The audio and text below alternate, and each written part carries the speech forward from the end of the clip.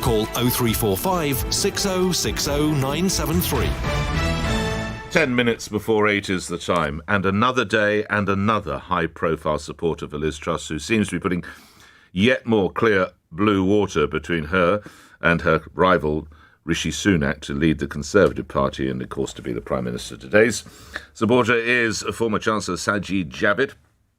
As the Times newspaper reports, and indeed Mr Javid has an article in the paper, Mr Javid supports that and says Liz Truss will challenge the status quo as Prime Minister. Former Health Secretary, Chancellor, Home Secretary Sajid Javid joins me now. In what way will my listeners see that challenge? Mr Javid, good morning. Good morning. Thanks for having me on. Look, first, Nick, to say is that I've got huge respect for both the final candidates, Liz and Rishi. They're both incredibly capable and talented. But like all Conservative Party members, I have to make a choice. And as you say, my choice is Liz Truss. And the reason I've made that decision is for three reasons. Very quickly, I think she's best placed to unite the party, and she's already showing that with the broad support that she's getting from MPs. I think she's got a better plan for fixing the economy. I think that is going to be absolutely crucial.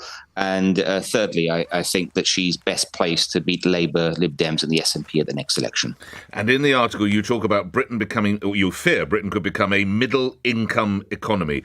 In terms that my listeners would understand, what does that mean for them, Mr Javid? Well, what it means is that if you look at much of Europe, I think you could describe many of the countries as sort of middle income, middle ranking, and we historically we've been a country certainly before the financial crisis where we had a much higher average growth rate each year. I think the decade before the financial crisis it sort of trended at around 2.7%, and in the last decade it's been about 1.7%. So that makes a big difference. We've got to get our economic growth up, and that means having an economic policy that is going to help us pay for all those public services that we all rightly rely on. So what it means at the end of the day is there's the public services that we rely on, health, education, and others. And to do that, to pay for that, we've got to have a growing economy at a much faster clip, and we can't rely on increasing taxes again and again. You rightly point to there being no shortage of challenges for whoever does get the job. Yeah. And, of course, in Liz Truss's case, you say one of the things she has to do is unite the party. How disunited or how riven is it, and why, Mr Javid? Well, look, we can see it's been in not a very good place, and certainly in the last few months. And when I left the government, almost I think exactly 4 weeks ago, I think after that, within days, almost 60 colleagues left their various positions, and that shows that that we need to fix things and to get a new leader in place as quickly as possible. But most importantly, that leader needs to be the right person to deal with the challenges that we have. But also the one that me and my colleagues feel can be best placed to beat Labour and the other opposition parties. And I think that if you look at Liz and the support that she's already got, the time she's served in government already, I think she's ran some 5 departments. She's certainly sat next to me in cabinet with serving 3 prime ministers. I think she's got the skills to do that. In your article, which I'll tell the listeners again, you can read it in full detail in today's Times newspaper. In the article, you praise the Thatcherite qualities, clear-headed, fiscally disciplined, and the presence of Ronald Reagan, freedom-loving, sunny and optimistic. Are we suggesting then that Liz Truss is akin to the love child of Ronald Reagan and Margaret Thatcher, Mr Javid?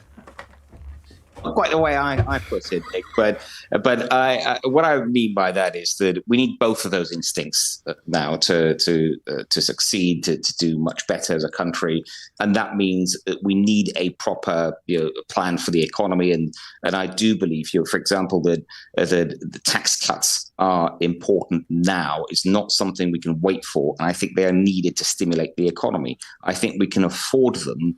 And I do fear if we don't have the cuts now, that it will mean we won't get the growth that we need to become sustainable fiscally in the long term. And then Reagan, as I said, and for those that remember Reagan or read about Reagan, he is that sunny, optimistic, freedom-loving person that could make other people more motivated, enthusiastic about the country and what lies ahead. And I think we've got a lot to look forward to, but it does mean when it comes to this decision that we make the best decision. And for the reasons I've said, I think that's Liz Truss. Last couple of questions, referencing your time as Chancellor of the Exchequer.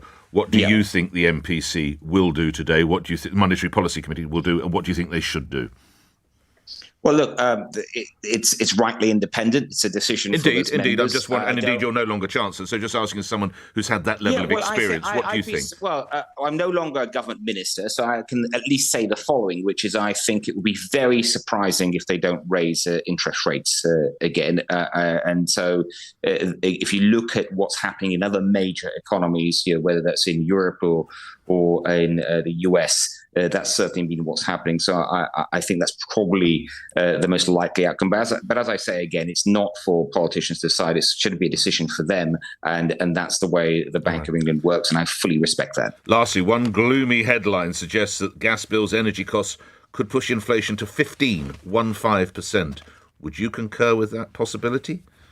Well, I don't know the detail behind that headline. I have seen that report, and I think it's just a reminder to us all of the challenges the new Prime Minister will face. I mean, the in tray for that Prime Minister is unenviable, and there are challenges, whether it's economy, cost of living, internationally, if you look at Russia and China, for example. And so it's about picking the right leader. And as I say, we've got two great credible candidates, but we have to make a choice as members. And for me, and I think for many people now, the clear choice is Liz Truss. Grateful for your time today. Sajid Javid, thank you. Served as Health Secretary, Chancellor and Home Secretary. 7:56 or 4 minutes before 8 is the time. Now, a little while ago, our reporter Charlotte Lynch decided to test the waters of Cornwall to see if there was a possibility of a shark attack. Chris has called in from the Seychelles. I imagine you have some sharks around there. Chris, what do you want to tell me about sharks? Good morning. Good morning, Nick. How are you doing? I'm well, thank you. Probably not as well as you are on the Seychelles. I'm very enviable, but do go ahead. Yeah, no.